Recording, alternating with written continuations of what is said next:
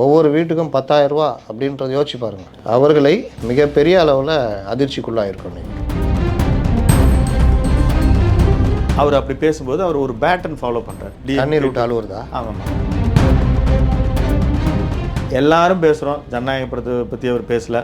அவர் பேசினா இன்னும் பீஸை பிடிக்கிடுவாங்க, அதனால் பேசலை.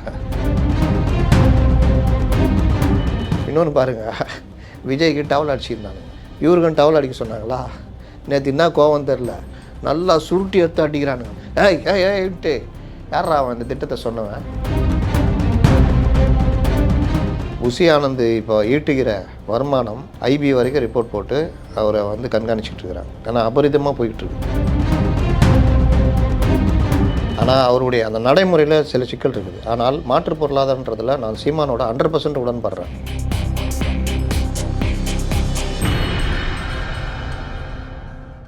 அறந்தும் நேயர்களுக்கு இனிய வணக்கம். நடப்பு நிகழ்வு குறித்து பேசுவதற்கு மூத்த பத்திரிகையாளர் முத்தலீஃப் அவர்கள் இணைந்திருக்கிறார்.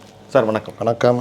எடப்பாடி அவர்களுக்கு ஒரு 2-3 நாளாக அது ஒரு 5,000 ரூபா திமுக தரப்பில், அதாவது போய் சேர்த்ததுக்கப்புறம் வீடியோ வந்ததுக்கப்புறம் அதிமுகவுக்கு ஒரு ப்ரெஷர் உருவாயிடுச்சா.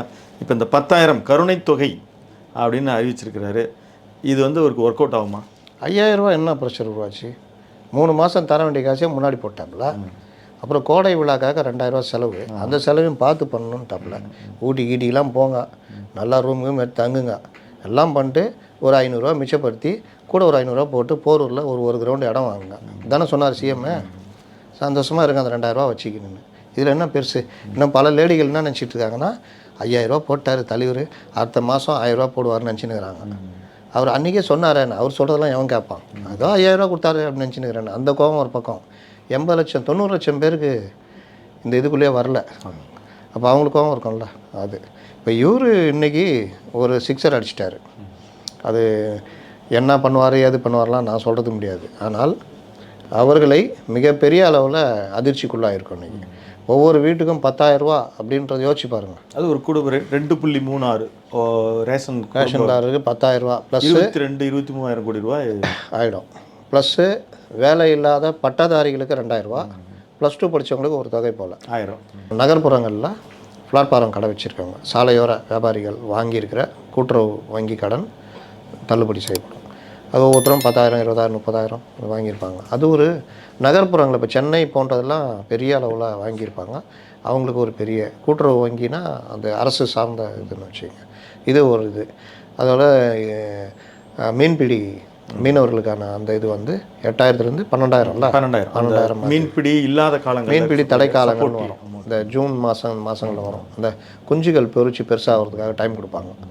அந்த பீரியட் முன்ன 5,000 ரூபா இருந்தது, அப்புறம் 8,000 ரூபா, இப்போ 12,000 ரூபா ஆக்கியிருக்காங்க. இது இந்த மாதிரி பல விஷயங்கள் அவர் இல்லை. இந்த சப்போர்ட்டிஸ் இதில் நாம் கிரிட்டிசைஸ் தேவைப்படுவர்களுக்கு செய்கிறது சரி, தொகையாக 5,000 கொடுக்குறது, ஒரு 10,000 கொடுக்குறதுன்றது ஒரு பெரிய நிதிச்சுமையாகி அது ஒரு பிரச்சனை ஆகாது. அவர் ஏற்கனவே என்ன சொல்கிறாருன்னா, அந்த 2,000 மாதந்தோறும் கொடுக்குறது பெரிய தொகை மாதம். ஆமாம். அதுக்கு கேட்டதுக்கே நாங்கள் அவங்களுக்கு தெரியலங்க, எங்களுக்கு பண்ண தெரியும். நாங்கள் ஒரு கொரோனாவில் லாக்டவுனே 1 இயர் வரி இல்லாமையே நாங்கள் நடத்திட்டு 40,000 கோடி ரூபாய்க்கு மேலே செலவு, அதையும் நாங்கள் ஈடுகட்டல. அது என்ன என்டிஏ கூட்டணி, அதாவது பிஜேபி மத்திய ஆளுகிற கட்சி அவர்களுக்கு துணையாக இருக்கிற காரணம் தான் தைரியமா, இல்லை வேறு எப்படி சமாளிக்க முடியும்னு நினைக்கிறேன்? டபுள் இன்ஜின் சர்க்கார்ன்றாங்க. இது வரைக்கும் ஏடிஎம்கே கவர்மெண்ட்டில் டபுள் இன்ஜின் சர்க்கார்லாம் பண்ணதா சரித்திரமே இல்லை. ஒக்கி புயலுக்கு இவங்க கொடுத்தது ஓபிஎஸ் ஒரு ட்ரிப் நிதியமைச்சராக இருக்கும்போது மத்திய அரசு பணம் தரலன்னு இதுலேயே அசம்பிளி பட்ஜெட்டில் ஆமாம் போட்டிருந்தாங்க. அப்போ இவர்கள் அந்த பாராமுகம் பண்ணுறதெல்லாம் இருந்தது. ஆனாலும் இவர் அறிவிக்கிறாரு, என்ன ஒன் டைம் தானே கொடுக்குறாங்க, அதனால் 24,000 கோடி ரூபா ஒன் டைம்ன்றது இந்த ஒரு வருஷத்துக்கு, இல்லாட்டி 2 ஆட்சிக்கு வந்த பிறகு கூட 3 தவணையாக ஃபஸ்ட்டு இது இந்த லிஸ்ட்டு, இன்னொன்று அது நகர்ப்புறங்கள், அப்புறம் நகராட்சிகள், இப்படி பிரித்து கொடுப்போம். ஏதாவது ஒன்றுன்னு வச்சிங்களேன். அந்த மாதிரி பண்ணாலும் ஜனங்க என்ன வெறுத்துருவா போகிறாங்க. இவங்க 3 வருஷம் கண்டுக்கவே இல்லையா. அதுக்கப்புறம் தானே 28 மாதத்துக்கு பிறகு தான் இருக்குது. அதுக்கப்புறம் தான் அந்த தேர்தல் 2023 தேர்தல் வரும்போது பிரச்சனை வரணுன்னா வேறு ஒரு இது சொன்னாங்க. என்ன சொன்னாங்க? தகுதி உடைய அப்படின்னாங்க. அதுக்கு பிறகு தான் பிரச்சனை ஆகுதுன்னா மேலும் ஒரு 25 லட்சம் 30 லட்சம் ஏற்றிட்டு அதுக்கு ஒரு விழா எடுத்தாங்க. பார்த்தீங்களா நேரு ஸ்டேடியத்தில்? ஆனால் 90 லட்சம் பேர் வெளியே இருக்காங்க இப்போ வரைக்கும் வாங்காமல். அதனால் ஜனங்க அதெல்லாம் பெருசாக ஒரு இதுவாக இது பண்ண மாட்டாங்க. குறிப்பாக மாதந்தோறும் மின் கட்டணம் அந்த மாதிரி இது இவர்களை வந்து இந்த அரசு போக்குவரத்து கழக ஊழியர்கள், காவல்துறை 20 வருஷம் பணியாற்றினா எஸ்ஐ, அது ஏற்கனவே சொன்னது பண்ணல. இந்த மாதிரி சில இதெல்லாம் பண்ணாங்கன்னா உண்மையிலேயே பெரிய ரீச் இவர்கள் கிடைக்கும். நேற்று விஜய் அவர்கள் வேலூர் பிரச்சார கூட்டத்தில் அவர் பேசுகிற பொழுது அவர் எப்பயுமே அந்த ஒரு பேண்ட் பிரச்சார கூட்டமாக அவங்க செயல் வீரர்கள் சந்திப்பு கூட்டமாக அது ஒரு பரப்புரை தான், பரப்புரை செயல் வீரர்கள் சந்திப்பு தான் சொன்னாங்க. Right, okay. அவர் அப்படி பேசும்போது அவர் ஒரு பேட்டன் ஃபாலோ பண்ணுறாரு. அது எப்பயுமே அது தண்ணீர் விட்டு அழுவுறதா? ஆமாம், அது ஒரு தன்னை நேரடியாக முதல்வரை நோக்கி அவர் அட்டாக் பண்ணுறதை மட்டுமே அந்த ஒரு பேட்டன். அது பர்டிகுலர்லி எல்லாரும் பேசுகிறோம், ஜனநாயக படத்தை பற்றி அவர் பேசலை. அவர் பேசினா இன்னும் பீஸை பிடிங்கிடுவாங்க, அதனால் பேசலை. இந்த திமுக கூட்டணி அவர் வந்து ஆட்சி அதிகாரத்தில் பங்குன்னு சொல்லி ஒரு கட்சி இது வரைக்கும் அவருக்கு கூட்டணி பேச்சு நடத்துதான் நமக்கு மாபெரும் கட்சி ஒன்று தெரிஞ்சு சும்மா அநியாயமெல்லாம் பேச எப்படிங்க எம்ஜிஆர் அதிமுக? ஆமாம், பின்ன 50 ஆண்டு கால அரசியல்வாதி, எம்ஜிஆர் காலத்திலேருந்து அமைச்சர், அந்த காலத்திலேயே அப்படின்னு ரொம்ப சாதாரணமாக பேசுகிறீங்க. இப்போது திமுக அந்த அறிவாலயம் பக்கம் நிழலுக்கு ஒதுங்குறவங்களை அவர் கூட்டிக்கிறாரு, ப்ளஸ் கல்லா கூட்டணி, அதாவது கல்லாப்பட்டி கூட்டணின்னு வர்ணிக்கிறார். ஷேர் ஆட்டோ மாதிரி. இதை எப்படி பார்க்குறீங்க? இவர் நான் அடிக்கடி கிண்டல் பண்ணிட்டு இருப்பேன். அந்த சைடு எவனாவது ஸ்ட்ராட்டஜின்னு போனோன்னா டக்குன்னு துண்டை போட்டு இழுத்து ஒரு பேப்பரை வச்சு பாண்டு பேப்பரில் கையெழுத்து வாங்கிட்டு ஸ்ட்ராட்டஜி டீம் ஒர்க் பண்ணு அப்படின்னு பண்ணுவாங்க. ஒரு 10-15 பேர் தொழிலாளிங்கெல்லாம் ஒன்றா போயிருந்தாங்கன்னா கப்புன்னு துண்டை போட்டு இழுத்து, நான் வேலை செய்து போயிருக்கேன், நீ வா, நீ எப்போ லெட்டர் பேட் ரெடி பண்ணுப்பா, சிஎம்ங்கிறாரில்ல அப்படின்ட்டு இந்த கட்சி இணைந்தது அப்படின்னு ஒரு 25 அந்த மாதிரி பண்ணுவாங்கன்னு நான் கிண்டலாக பேசியிருந்தேன்.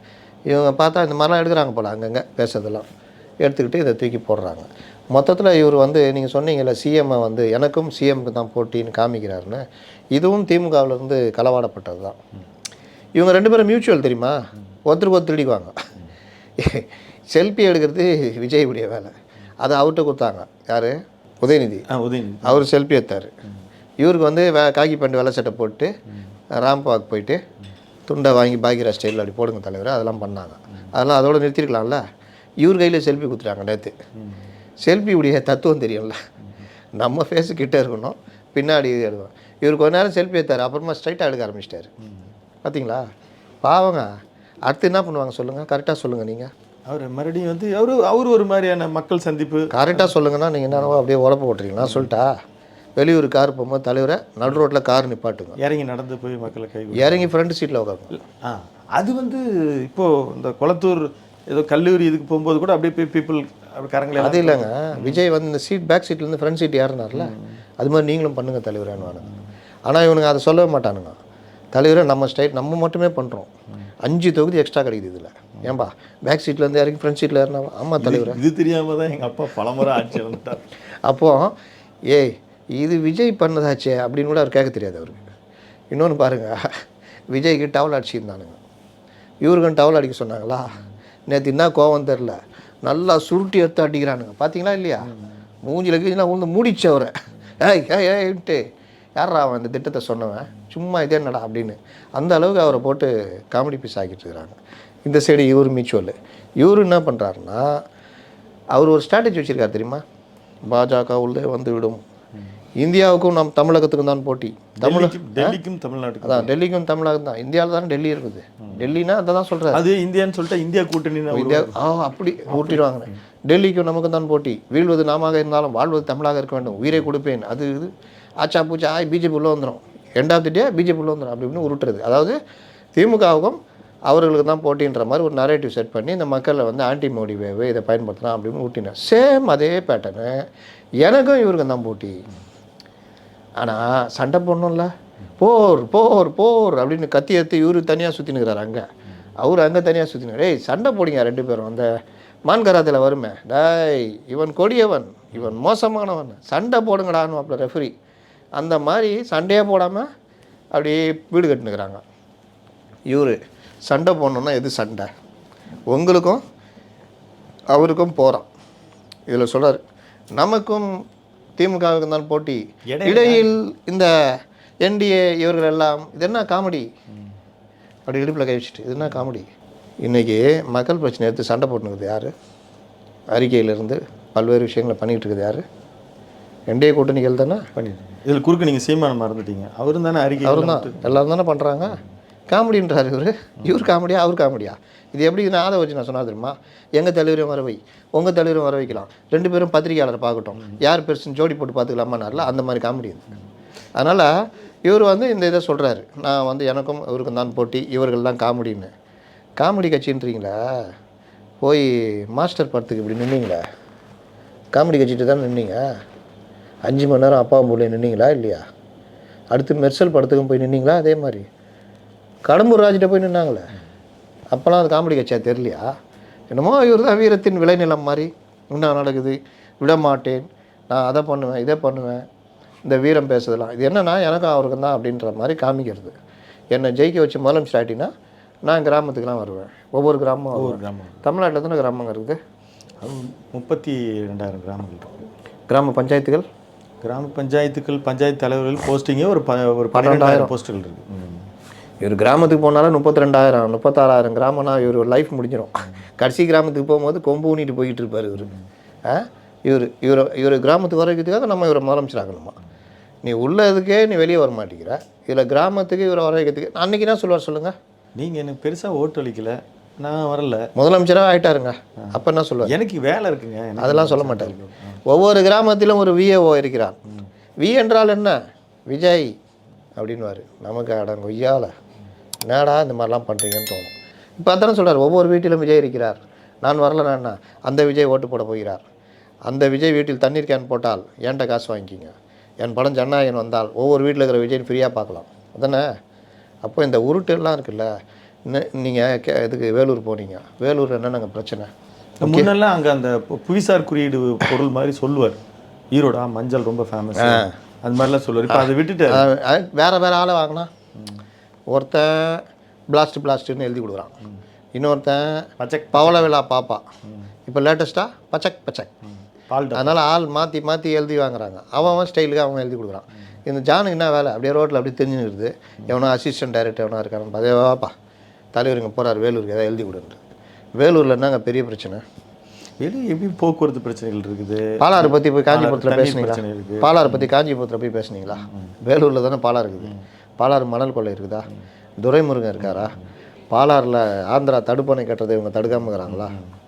அதை பேசலாம்ல. அங்கே ஸ்மார்ட் சிட்டின்னு இது பண்ணி பெரிய அளவில் பிரச்சனையாக ஓடிட்டு இருக்குது. ஆம்பூரில் பாலம் கட்டுறதுன்னு சொல்லி 3 தடவை இவங்க ஆட்சிக்கு வந்துக்கிறாங்க, ஒன்றுமே பண்ணல. காமராஜர் காலத்தில் தொடங்கின சக்கரை ஆலை மூடிட்டாங்க.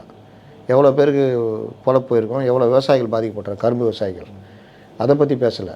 துரைமுருகன், ஏவாவேலு, எம்ஆர்கே பன்னீர்செல்வம் பேசலாம், 3 பேரையும் வச்சு செஞ்சுருக்கலாம். லேட்டஸ்ட்டு பிரச்சனை இடியில் கேஎன் நேரு பிரச்சனை, மணலுக்கான இடி கேஸு இப்போ எடுக்க போகிறாங்க. இவ்வளோ பிரச்சனை இருக்குது அங்கே பேசுகிறத. ஸ்டாலின் தவிர அவர் யாரையுமே பேசுவது இல்லையா? அதுக்கு என்ன விதமான? ஏங்க ஒன்றுமே தெரியாதுங்க. அவன்கிட்ட போய் எழுதி கேட்குறாங்க, என்ன எழுதணும்? ஸ்டாலினும் எனக்கும் தான் போட்டின்னு எழுது, ஒவ்வொருத்தர் வீட்லேயும் நாங்கிறேன்னு சொல்லு. எங்களுக்கும் அவர்களுக்கும் உறவு சென்சிட்டிவானது. தலைவரை ரைட்டில் திரும்பி லைட்டாக கண்ணீர் விடணும், உடனே ரைட்டில் திரும்பி கண்ணீர் விடணும், மறுபடியும் லெஃப்ட்டில் திரும்பி சாரி சொல்லிட்டு. இது கூட ஸ்கிரிப்டடா? வேறு என்னங்க உங்களுக்கு செயற்கைத்தனம் தெரியல? இப்படி நிற்கிறது, அது பண்ணுறது, இதெல்லாம் சினிமாவில் போய் பண்ணலாம். எந்த தலைவரும் யாரும் அந்த மாதிரி பண்ண மாட்டாங்க.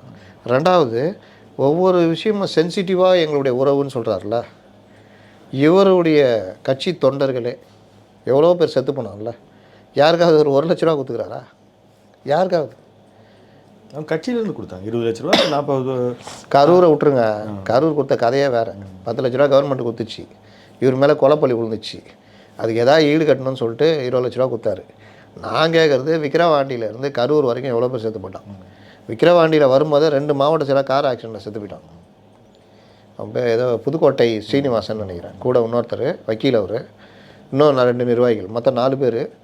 ப்ளஸ் கூட்டத்தில் ஒருத்தர் செத்து போனார், மதுரை கூட்டத்தில் ஒருத்தர் செத்து போனார். அந்த விக்கிரவாண்டி ஃபஸ்ட்டு விசாலை மீட்டிங் முன்னாலே ஒரு மாவட்ட செயலாளர் இறந்து போனார். ஒர்க் பண்ணி விடிய வேலை பார்த்து ஒருத்தர் இறந்து போனார். சஜின்னு சொல்லிட்டு இவருடைய நெருக்கமான நண்பர், 25 ஆண்டு கால நண்பர், இவருக்கும் சரி புஷிக்கு எல்லாமா இருந்தவர். அவர் திருவனந்தபுரம் நெல்லை பார்த்துக்கிட்டவர், முன்னணியான ஆள். விஜய்க்கு பர்சனலாக ஃப்ரெண்ட் அவர் இங்கே சென்னை வரும்போது ஹார்ட் அட்டாக்கில் செத்து போயிட்டார். அவர் என்ன பண்ணீங்க? 2 குழந்தைங்க அவருக்கு, சின்ன பசங்க. மரம் இல்லை இது கட்சிக்கு உழைச்சி ஒன்றும் இல்லாமல் போயிட்டார். நீங்கள் அந்த குடும்பம் வந்து பார்க்க ஆள் இல்லாமல் இருக்குது. என்ன பண்ணீங்க? நம்ம ரத்தம் சதைன்றீங்க, எம்ஜிஆர்னு சொல்லிக்கிறீங்க. அட இந்த சேலத்தில் ஒருத்தன் செத்து போனானே, அவனுக்கு என்னென்ன டிஎன்ஏ டெஸ்ட் எடுத்தீங்க? அவன் வடநாட்டுக்காரன், அவனுக்கு இதே ஏன்டா எவ்வளோ செலவு பண்ணுறீங்க? ஒரு 5 லட்ச ரூபா இல்லை 2 லட்ச ரூபா கொடுத்தா என்ன அந்த ஃபேமிலிக்கு?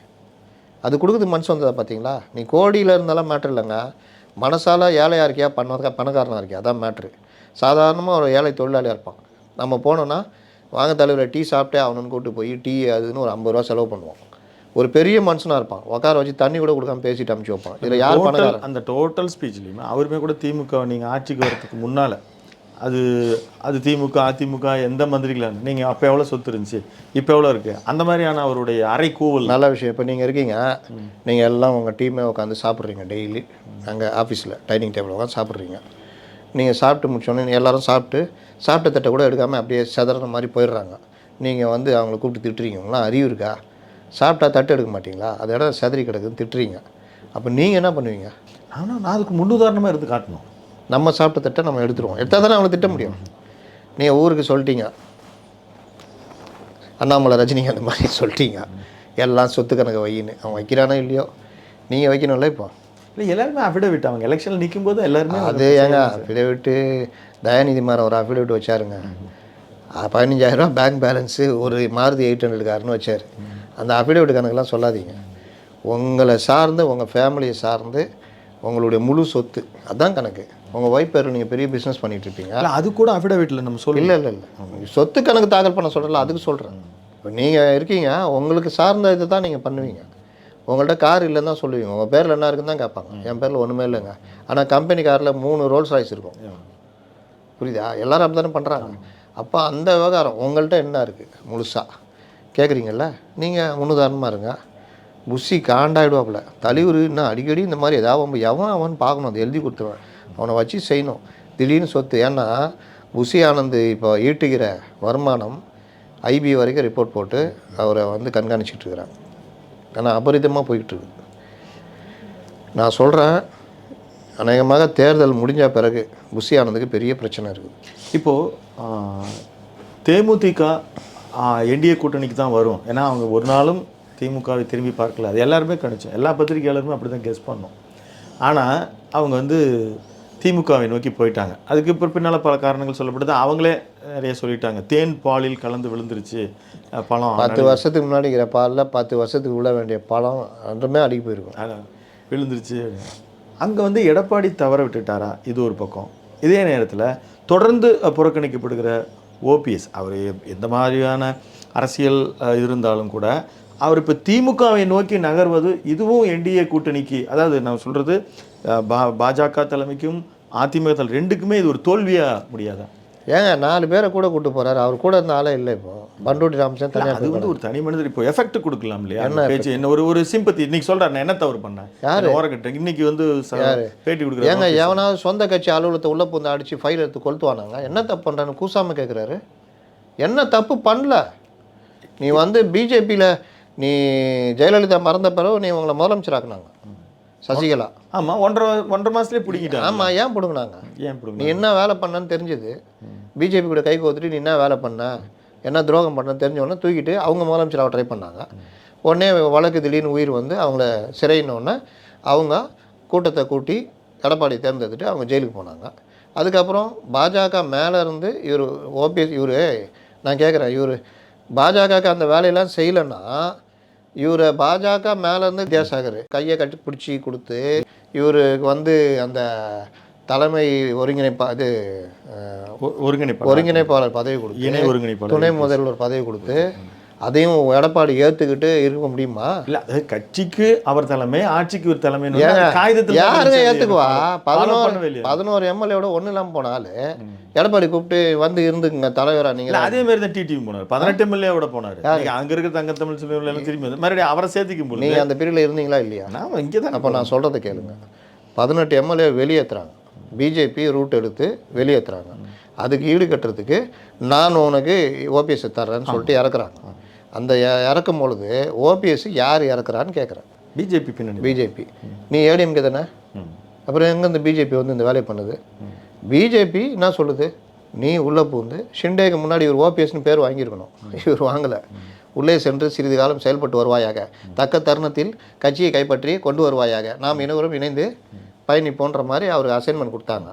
இவர் எப்படின்னா இந்த விவேக் படத்தில் வரோம்ல, அவங்களுக்கு பேர் நம்பிக்கிறாங்களோ என்ன பண்ணீங்க, உங்களுக்கு என்ன பண்ணா ஒன்றுமே பண்ணல, அதுதான் அவங்களுக்கும். அதுதான் ஓபிஎஸ். வாழ்நாள் முழுவதும் சுயநலம் சுயநலம் சுயநலம். ஏன்னா அவர் ஒரு கட்சிக்கார் கிடையாது, முதல்ல அது புரிஞ்சுக்கங்க.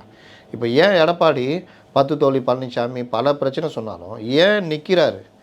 ஏன் எடப்பாடி மேலே மட்டும் இவ்வளோ கோவத்தை கொட்டுறாங்க, அடிமைன்றாங்க, காரு அதை? ஏன்னா அதிமுகவுடைய அடிப்படை ஒன்று இருக்குல்ல, திமுக எதிர்ப்பு. அதில் ஜெயலலிதா மறைவுக்கு பிறகு கட்சி ஒன்றும் இல்லாமல் போடுன்னு நினச்சாங்க. ஏன்னா இந்த மாதிரி தலைவர்கள் ஓபிஎஸ் மாதிரி ஆடலாம். நீங்கள் அங்கே இருக்கும் போதே இங்கே கை கவுத்துக்கிட்டு குருமூர்த்தி தான் என்னை வந்து தியானம் பண்ண சொன்னார். அண்ணாமலை இவர் எடுப்பார் கைப்பில். இவர் எடப்பாடி அப்படி கிடையாது, ஏடிஎம்கே இப்படி தான் இருக்கும்னு சொல்லிட்டு உறுதியாக கொண்டு. அதனால தான் இவரெல்லாம் கோபம். கடைசி வரைக்கும் எடப்பாடியுடைய அந்த ஸ்டாண்டு ஜெயிச்சுதா இல்லையா? தோல்வி கீழ்வின்னு உருட்டுறாங்களே, நியாயப்படி பார்த்தா எடப்பாடிக்கு வெற்றி இல்லை. அப்படி இந்த பக்கம் நம்ம பார்க்குற பொழுது அவர் கூட இருந்த ஒரு பண்ருட்டி ராமச்சந்திரன் கூட இனி அவருக்கு எதிர்காலம் இல்லை, அவர் ஒரு கட்சி ஆரம்பித்து விஜய் பக்கம் நிற்கிறார். அதே நேரத்தில் அம்மா அதிமுக அப்படின்னு சசிகலா அவர்கள் உருவாக்கி இன்றைக்கி அது ஒரு சேலஞ்சாக வருது. இல்லை என்ன பிரச்சனைனா, ஓபிஎஸ் இந்த மாதிரி வேலை பண்ணிக்கிட்டே இருக்காரு. அவருக்கு கட்சிக்குள்ளே பல தடவை அவருக்கு வாய்ப்பு கொடுக்குறாங்க. கடைசியாக பொதுக்குழுக்கு முன்னாடியும் ஓபிஎஸ்ட்டை பேசுகிறாங்க. ஆனால் செகண்ட் லெவல் பொசிஷன் இருந்துக்குங்க, பொருளாளர் இல்லை துணை பொதுச் செயலாளர், கட்சி நம்ம கொண்டு போகன்றாங்க. இவர் அசைன்மெண்ட் வேறு இல்லை, அண்ணாமலை இந்த மாதிரி அசைன்மெண்ட்டு. அதனால் முடியவே முடியாதுன்றாரு. வெளியில் வந்து பெரிய பிரச்சனை பண்ணுறாரு. பொதுக்குழுவை ரொம்ப சாமர்த்தியமாக அவங்க நடத்துகிறாங்க. அவைத்தலைவரை தேர்ந்தெடுக்கிறதுக்கு இவரை வச்சு ஒப்புதல் வாங்கிடுறாங்க. அடுத்து பொதுக்குழு தள்ளி வைக்கிறாங்க. இவர் அவைத்தலைவர் தேர்வே தவறுன்னு கோர்ட்டுக்கு போகிறார். அதாவது சொந்த கட்சிக்கு எதிராக அவர் தான் அனௌன்ஸ் பண்ணுறார், தமிழ் மகன் ஹுசேன் இவர் தான் பேரே உச்சரிக்கிறார். ரொம்ப சாமர்த்தியமாக பண்ணாங்க. அதை தேர்ந்தெடுத்து முடிஞ்சோடனே சிவிசனம் வைக்க பிடிச்சி பொதுக்குழுத்தோடு ஒத்தி வைக்கப்படுகிறது. அடுத்து 28 நாள் பொறுத்துட்டாப்புல.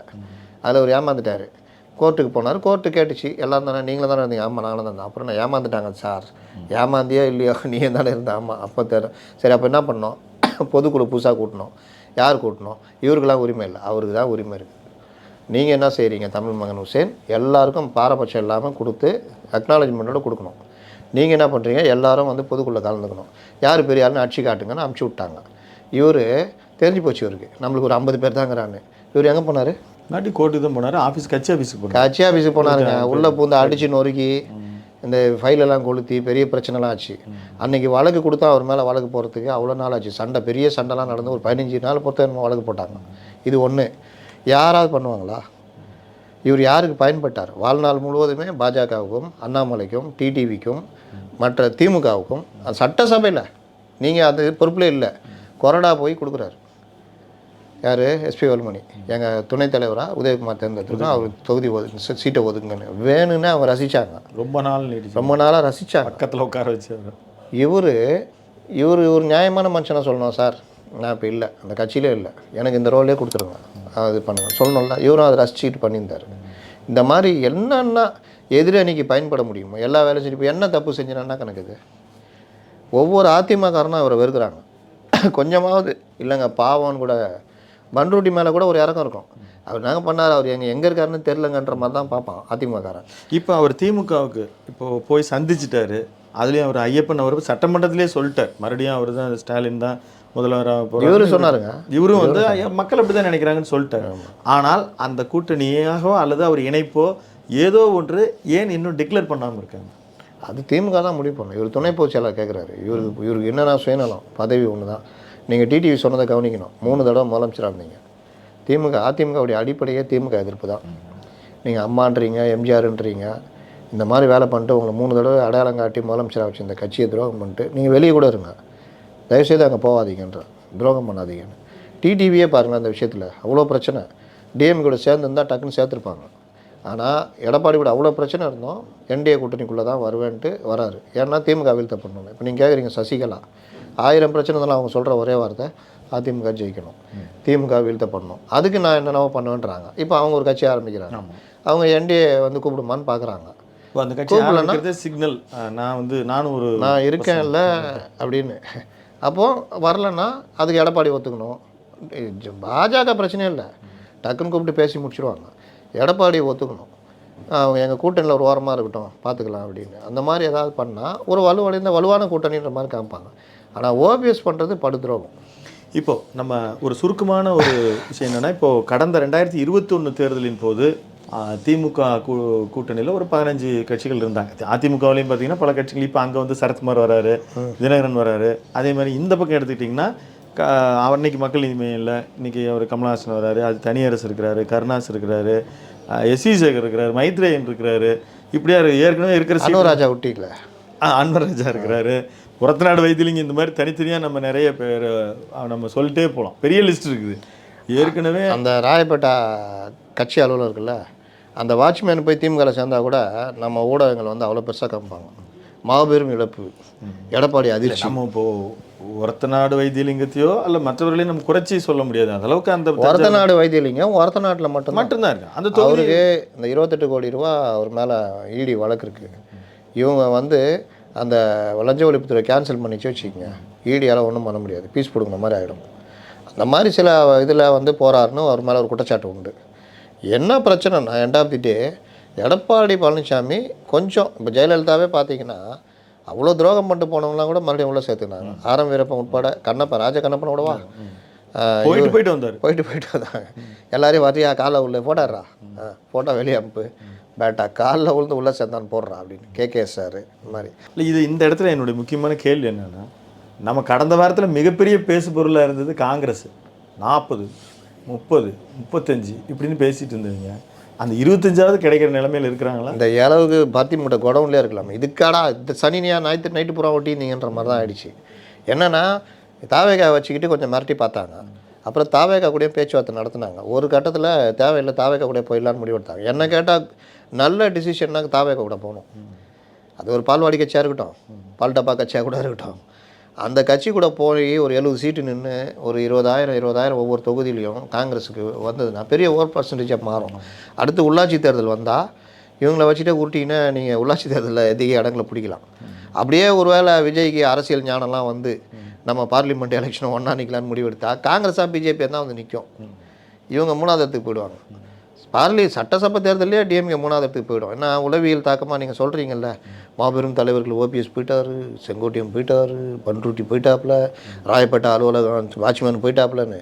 அந்த மாதிரி காங்கிரஸ் போயிடுச்சுன்னா ஒரு கருத்து உருவாகிடும். எப்படி டிடிவி வந்தோடனே இவங்க தானே நரேட்டிவ் செட். அது தேமுதிக வந்தோடனே தான் காங்கிரஸ் சைலண்ட் ஆகிடுச்சா? இனி நம்ம வந்து இல்லை ராகுல் முடிவெடுத்தாச்சு, தாவேகா கூட பேசினான்னு. அது எங்கே இவங்க போய் மறுபடியும் காலில் கையில் உளுந்து கூட்டு வந்து.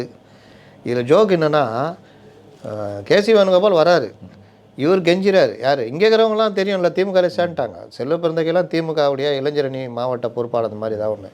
அவர்லாம் கெஞ்சிராப்பில் இவரை பார்த்துட்டு போயிடலான்னா நோன்னு போயிட்டார். அவர் உடனே இங்கே ஊடகத்திட்ட சொல்லி அவர் வந்து பார்க்காம போயிட்டார். என்ன போட போகிற தலைவர்? அப்படியே போட்டுற போகிறேன். 4 வச்சேன்னா என்கிட்ட பர்மிஷன் கேட்டார், நான் அப்பாயின்மெண்ட் கொடுக்கலன்னு போடு.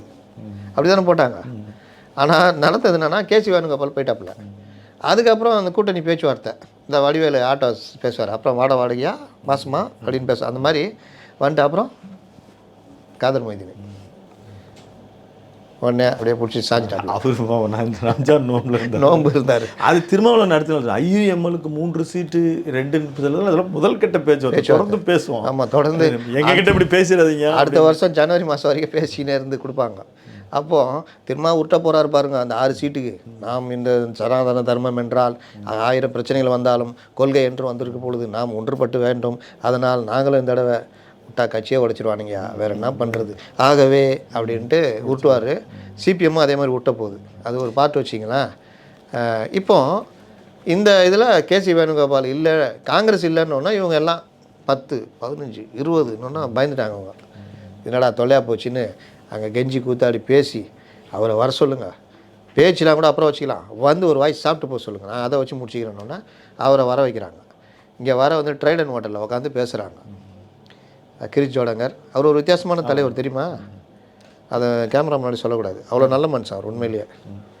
2வது இப்போ செல்வ பிறந்தகை கேசி வேணுகோபால். கிரிஷ் ஜோடங்கர் சண்டைக்கு போயிட்டுக்கிறாரு. நான் இங்கே ஒருத்தர் எதுக்கு இருக்கிறேன் மேல்ட பொறுப்பா, நீ நான் அடிக்கடி வந்துட்டு போயின்னுக்கிறேன், நான் தான் லவ் பண்ணுறேன்னு தெரில, நீ நான் பாய் பெஸ்டியா, நீ தனியாக பூ கொடுத்துனுக்குற அப்படின்னு 2 பேருக்கு சண்டை. அப்புறம் செல்வ பிறந்தகை தடுத்து, அண்ணே நீ மட்டும் போன, நான் இவரை பார்த்துக்கிறாங்க, சிஎம் காத்துனுக்கிறாரு அப்படின்னு. அவர் மட்டும் போய் சாப்பிட்டு கையை குத்துட்டு வட்டா அப்படின்னு வந்துட்டாப்புல. என்னன்னா, காங்கிரஸ் என் கூட தான் இருக்குது, இப்போ கேளு அப்படின்னு கூட்டணி கட்சிகளுக்கு ஒரு இது பண்ணுறாங்க. காங்கிரஸும் இறங்கி போய் என்னென்னவோ சொல்கிறானுங்க பாருங்கள், 21+1 25+1, 28+1, அந்த +1 30 ராஜ்யசபா. யார் வாங்குறதுக்கு யார் இருக்காங்க? அடுத்த இதில் தராங்க 2026 35+1 எல்லாத்தையும் போட்டால் ஏதாவது நடக்கும்ல. அவர் ஜெயிச்சதை வாங்கிக்கிட்டு இருப்பாரு. 18 போதும்ல, அதில் தானே ஜெயிச்சு. அப்படி தான் அவங்க பார்த்தாங்க. அதில் உஷாராகி தான் சண்டை கிண்டை போட்டு 20 முடியாது, 25 வேணும் அப்படின்ற மாதிரி. இன்னொன்று அவங்க தொகுதியெல்லாம் பிடுங்குறாங்க அவங்க. ஏன்னா ஒவ்வொரு தடையும் கட்சிக்கார தோக்கடிச்சிடுவோம். அதனால் அது ஜவஹர்லால் கட்சி அப்படி தான். 2 தொகுதி இல்லை, பாபநாசமும் மயிலாடுதுறையா 2 தொகுதி, வாணியம்பாடின்னு நினைக்கிறேன், வாணியம்பாடியா அதில் 2 தொகுதியும் பிடிங்கிட்டு வேறு தொகுதி கொடுக்குறாங்க அந்த மாதிரி. அதனால் காங்கிரஸ் அடுத்த வாரத்தில் வந்து சேர்ந்துட்டு கிட்டத்தட்ட நம்ம 4 முனை போட்டியில் இவரை பேசலின்னா அப்புறம் நிறைவேறாது. திருச்சி ஆலம்பட்டியில் சீமான் வந்து 234 வேட்பாளர்களையும் அறிவித்து ஒரு மிகப்பெரிய ஸ்பீச் கொடுத்துருக்கிறாரு. அவருடைய அந்த ஒட்டுமொத்த விஷயத்தையும் தனித்தனியான ஒட்டுமொத்த விஷயம் அவருடைய நான் எப்படி பார்க்குறேன்னா, ஒரு கவர்மெண்ட்டு எப்படி நடக்கணுன்றதை அவர் மேம்போக்காக சொல்லியிருக்காரு. ஆனால் அவருடைய அந்த நடைமுறையில் சில சிக்கல் இருக்குது. ஆனால் மாற்று பொருளாதாரன்றதில் நான் சீமானோட 100% உடன்படுறேன். நீங்கள் 48,000 கோடி ரூபா டாஸ்மார்க்கில் வருது. அந்த 48,000 கோடி 60,000 கோடி ஆக தான் அந்த கவர்மெண்ட்டுங்க நினைக்கும். அப்போ 60,000 கோடி ஆகணும்னா இன்னும் இளம் தலைமுறை யார் வந்தாலும் குடிக்கணும் தான் கொண்டு போவாங்க. அப்போ இந்த வருமானத்தை நிறுத்தி மாற்று பொருளாதாரம் என்னது, பால், பனைப்பொருட்கள், இந்த மாதிரி இதில் வந்து விவசாய பொருட்கள். அவர் அவர் மறுபடியும் அவர் கல்லை தானே கொண்டு வரதுக்கு, அதுவும் ஒரு கல் கூட கொண்டு வரலாங்க, தப்பே கிடையாதுங்க. நீங்கள் 500 ரூபா குடிக்கிறவன் கல் இருந்துச்சுன்னா 100 ரூபா குடிச்சிட்டு உடம்பும் கெட்டு போகாது, வீட்டில் கொண்டு போய் 400 ரூபா கொடுப்பான். இங்கே 500 ரூபா சம்பாரிச்சு 500 ரூபா அதிலே போகுது. கல் வந்து உடம்பை பாதிக்காது, உங்களுக்கு உள்ளுறுப்புகளை பாதிக்காது. ஆனால் அந்த டாஸ்மார்க் சரக்கு என்னங்க அதுக்கு எஃப்எஸ்ஓ இருக்குது, எங்கேருந்து தர கட்டுப்பாடு நீங்கள் இது பண்ணுறீங்க? அப்போ இன்றைக்கி எல்லாம் முடங்கி போய் 35-40 வயசில் முடங்கி போய் வடநாட்டுக்காரன் வந்து வேலை செய்கிறான்னு நீங்கள் புலம்பிகிட்டு இருக்கிறாங்க. நீ முடங்கி போய் வேலைக்கு போகும்போதுனால தானே அவன் உள்ளே வரான். அவனுக்கும் தேவை இருக்குது, துபாய்க்கு வர மாதிரி அவனுக்கு இங்கே வந்து வேலை செஞ்சுட்டு 10,000 ரூபா ஊருக்கு அமிச்சானா அவனுக்கு ஒரு பெரிய விஷயம் மாதிரி. அப்போ மாற்று பொருளாதாரம்னா பால் பொருட்கள், அதற்கான பொருளாதாரங்கள். இப்போ குஜராத் எடுத்துங்க, அங்கே வந்து இது இருக்குது, எது மதுவிலக்கு அமலில் இருக்குது.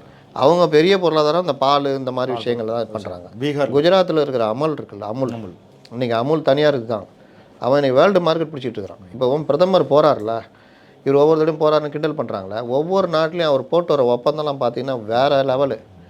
சமீபத்தில் எத்தியோப்பியா போயிட்டு வந்து கொண்டக்கடலைக்கு ஏற்றுமதி ஒப்பந்தம், அது வந்து நம்ம தமிழ்நாட்டிலேருந்து பல மாநிலங்களுக்கு அது பெரிய இது. ரஷ்யா போனப்போ தோல் பொருட்கள் இது கொண்டாடுறாங்களாம், அந்த அளவுக்கு ஒரு இது. இந்த மாதிரி பல மாநிலங்களில் இப்போ ஈரோப்பு ஒரு மீட் ஒன்று வச்சாங்கல்ல, அதில் நமக்கு தக்காளியிலேருந்து பல விஷயங்கள். அப்போது நமக்கான தேவை ஏற்றுமதிக்கான இது இருக்குது. நம்ம அதுக்கான இதை கொண்டு வந்து இங்கே இறக்கணும்னா நம்முடைய கிராம சுழற்சி பொருளாதாரம் இதெல்லாம் இதாகும். இதை நோக்கி தான் நகரணும். நீங்கள் சரக்கு குடிச்சிட்டு உளுந்து கிடக்கிறது இதை நடக்கிறீங்க. பக்கத்தில் இருக்கிற சந்திரபாபு நாயுடு ஏஐயில் ஒரு 7 இதுக்கு ஒப்பந்தம் போடுறாரு. அப்போ இப்படி தான் பொருளாதாரம் போய்கிட்டு இருக்குது. மாற்று பொருளாதாரம் இப்போ பீகார் எடுத்துங்க, இவங்க கிண்டல் பண்ணுறாங்க, கேலி பண்ணுறாங்க. அங்கேயும் மது விலக்கு இருக்குது. வீட்டுக்கு கடை துப்பாக்கி, கள்ள துப்பாக்கிலாம் சாதாரணமாக கிடைக்கும். இன்றைக்கி அது எல்லாத்தையும் ஒழிச்சிக்கிட்டு ஒரு நல்ல ஒரு இது கொண்டு போய்கிட்டு இருக்கிறாங்க. அங்கே மாற்று பொருளாதாரமாக அவங்க யோசிக்கிறாங்கல்ல. இங்கே இருக்கிற நந்தினி எடுத்துக்கோங்க, நம்பர் 1 இதுவாக இருக்குது வேர்ல்டு லெவலில் மார்க்கெட்டு. ஏன் ஆவினால் வேர்ல்டு லெவலில் போக முடியல? இருக்கிற ஆவினையும் ஒன்றும் இல்லாமல் பண்ணி இன்றைக்கி வச்சுக்கிட்டு இருக்கிறீங்க. அப்போது ஒவ்வொரு விஷயத்திலும் நமக்குடைய விஷயம் என்னங்க, நம்ம சமவெளி பிரதேசங்க, நமக்கு நீராதாரங்கள் இருக்குது, நமக்கு தான் சூரிய ஒளி. இது அமெரிக்காலாம் போனீங்கன்னா அந்த பனி புயல், பனி பெஞ்சிக்கிட்டே இருக்கும். நமக்கு அதெல்லாம் இல்லை. நம்ம சோலார் மின்சாரத்தில் ஏகப்பட்ட கவனம் செலுத்தலாம். ஏதாவது பண்ணுறாங்களா அவங்க? இந்த மாதிரி பல விஷயங்களை இது பண்ணணும். இவர் விவசாயம் நான் அரசுடைய மேய்க்கணும் அவர் ஒரு பாணியில் சொல்கிறாரு. ஆடு மாடு மேய்க்கிற அரசு, அதை வந்து அவர் சொல்கிற விதம் கிண்டலுக்குரியதாக மாறும். ஆனால் ஆடு மாடுன்றது ஒரு மாட்டு பண்ணை, 10 இளைஞர்கள் சேர்ந்து ஒரு மாட்டு பண்ணை வச்சு அதுலேருந்து கிடைக்கிற விஷயம். பால் பொருட்கள் இருக்குல்ல, அது தயாரிக்கிறது ஸ்டார்ட் அப் இதெல்லாம் தொடங்குனீங்க வச்சுங்க, வேர்ல்டு லெவலில் மார்க்கெட் பிடிச்சிங்கன்னா உங்களுக்கு எந்த இதுவும் தேவையில்லை. எவ்வளோ ஆயிரக்கணக்கான இளைஞர்கள் இன்றைக்கி ஒரு பெரிய இதாகிடுவோம். ஓசுருலாம் பார்த்தீங்கன்னா வேறு லெவலில் மாறிடும். அப்போ ஒவ்வொரு விஷயத்துலையும் அந்த இதை நோக்கி கரெக்டாக நகர்ந்தீங்கன்னா நீங்கள் மாற்று பொருளாதாரத்தை தமிழ்நாட்டில் பண்ணலாம். இந்த கடைகளை மூடலாம், மது கடைகளை. அது செய்ய மாட்டேங்கிறாங்களே. அதை ஒரு தேர்தல் வெற்றி எப்படி இருக்கும்? யாரு அவருக்கான அவர் 8% தக்க வச்சாருன்னா அவருடைய தமிழ் தேசிய கொள்கைக்கான அங்கீகாரமாக நான் பார்ப்பேன். நிச்சயமாக. அதான் உங்களுடைய அரசியல் கருத்து பதிவுக்கு மிக்க நன்றி. மீண்டும் ஒரு நல்ல சந்தர்ப்பத்தில் சந்திப்போம். நன்றி, வணக்கம். நேரிலே தொடர்ந்து இணைந்திருங்கள் அறந்தமிழுடன். நன்றி, வணக்கம்.